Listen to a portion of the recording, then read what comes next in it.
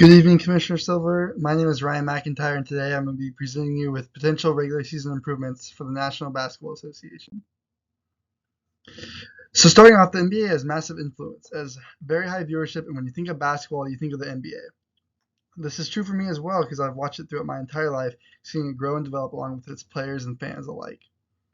Although fans love the NBA overall, there have been some concerns of the integrity of the league. This brings us opportunities that the league has, which include improving viewing experience for fans, satisfaction of players and teams, and globalization of the brand. Starting off with the structure, the NBA has quite a simple structure. It's 82 games during 7 months with one All-Star break in between. During the regular season, there has become a recent vendetta against it. Players skip games, give less effort, and there's load management where fans do not get to see their favorite players play because they're sitting out for health causes with the playoffs in mind. Along with this, the All-Star game has become the worst basketball game ever played, as said by Coach Michael Malone, who coached the game last year. The NBA has never been more globalized. The NBA is now the fourth most popular sport globally, while on the same list, the NFL is ranked 12th. 21% of total media rights is from non-US rights agreements. Looking at the image here, you can see that the percentage of sports fans who follow the NBA by country has increased in other countries greatly. It is even catching up to the US, and this shows the market that international basketball has. Along with this, the last 5 MVPs have been international, including two-time MVP, NBA champion, and NBA Finals MVP Nikola Jokic. People consider him the best player in the world, and there's more like this, such as first pick of the overall draft, Victor Wembanyama. The first change that we should make is that the NBA regular season should be shorter. As a quote from yourself, if legitimate resting of players resulted in them being healthier for the playoffs, healthier longer, able to continue their careers longer, I think we'd be in favor of it. 82 game grind has caused health concerns for players, driving them to find an alternative solution, which has brought load management.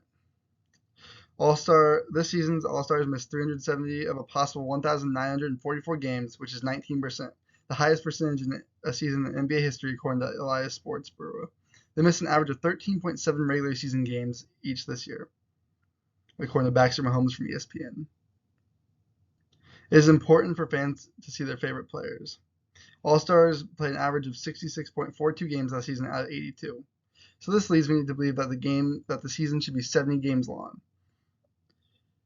The extra 12 games are not being played anyways by these All-Stars, and the 70 games would increase competition and maintain fan trust and enjoyment.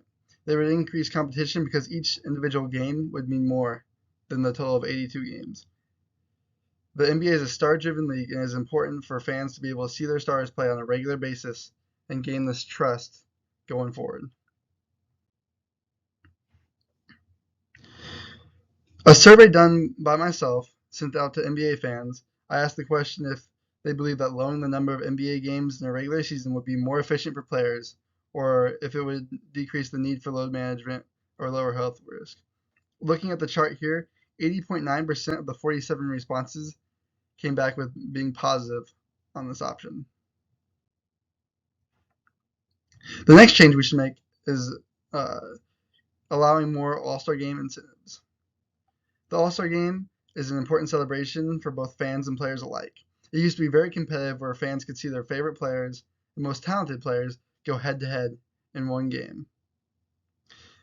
Although that it used to be very competitive, not so much anymore. The interest has lowered so much in recent memory. According to John Lewis, last year in Utah, there was a 2.2 rating with 4.59 million viewers, which is the lowest and least watched All-Star game ever, being at the previous 2 seasons. So our change for this would be to make the East versus West winner gain NBA Finals home court advantage. During the All-Star game, both conferences play against each other and bring their stars from each side head-to-head. The incentive for this would be that Finals home court advantage would give players a reason to be more competitive and take the game more seriously. Home court advantage record in the NBA Finals is 53-21, which means that players have a 72% chance of winning if they're on home court. And as we know, the NBA Finals, the team with home court advantage plays more games at home than the other team, which gives them a better chance to win the NBA Finals. The last change we should make is that the NBA should have more games in other countries. New markets equal new opportunities. This will allow new fans, as well as serving the fans that aren't able to see their favorite players on a yearly basis. So far this season, there's only 2 scheduled international games. We want to increase this to improve team awareness, let players expand their brand, and allow more NBA influence across the globe. Each team should have the opportunity to play in international games so that each market is hit and each fan can see their favorite teams play on a regular basis. 1/3 of the top 15 NBA players are international. In 2019, there were 109 international born players in 39 different countries. There has not been a US born MVP since James Harden in 2018.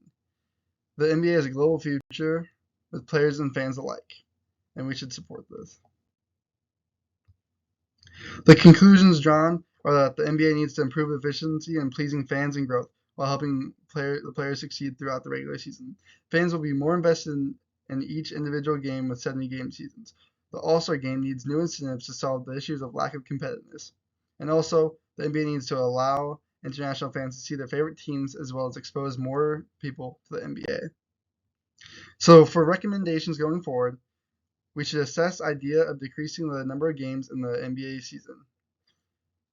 We should also implement the All-Star Game determining home court advantage this season in the upcoming months, as well as scheduling more international games for the next seasons and seasons going forward.